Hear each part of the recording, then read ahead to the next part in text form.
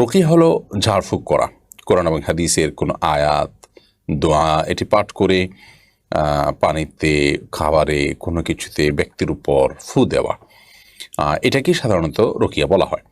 তো অথবা এই ফু দেওয়া ছাড়াও শুধুমাত্র তেলাওয়াত শোনা, এটাও এক ধরনের রুকিয়া। মানে এক কথায় কোরআন এবং হাদিসের আয়াত এটি তেলাওয়াতের মাধ্যমে চিকিৎসা গ্রহণ করা, কোরআনের আয়াত এবং দোয়া কোরআন হাদিস আপনার থেকে প্রমাণিত, এগুলোকে দিয়ে চিকিৎসা গ্রহণ করা, সেটি পড়ার মাধ্যমে, পাঠের মাধ্যমে, এটি রুকিয়া। নবী করিম সাল্লাল্লাহু আলাইহি ওয়াসাল্লাম নিজে রুকিয়া করেছেন। বুখারীর হাদিসে আম্মা জান আয়েশা রাদিয়াল্লাহু তাআলা আনহা বলেছেন যে নবী করিম সাল্লাল্লাহু আলাইহি ওয়াসাল্লাম যখন অসুস্থ হতেন তখন তিনি সূরা ফালাক এবং সূরা নাস এই দুটি সূরা পড়ে তিনি নিজের শরীরের উপরে ফু দিতেন। ফু দিয়ে নিজের শরীরটা তিনি মুছে নিতেন। আর তিনি খুব বেশি অসুস্থ হয়ে গেলে, অর্থাৎ এতটুকু কাজ করতে না পারলে, তখন আমি এই কাজটি তাকে করে দিতাম। তো এই রুকিয়া নবী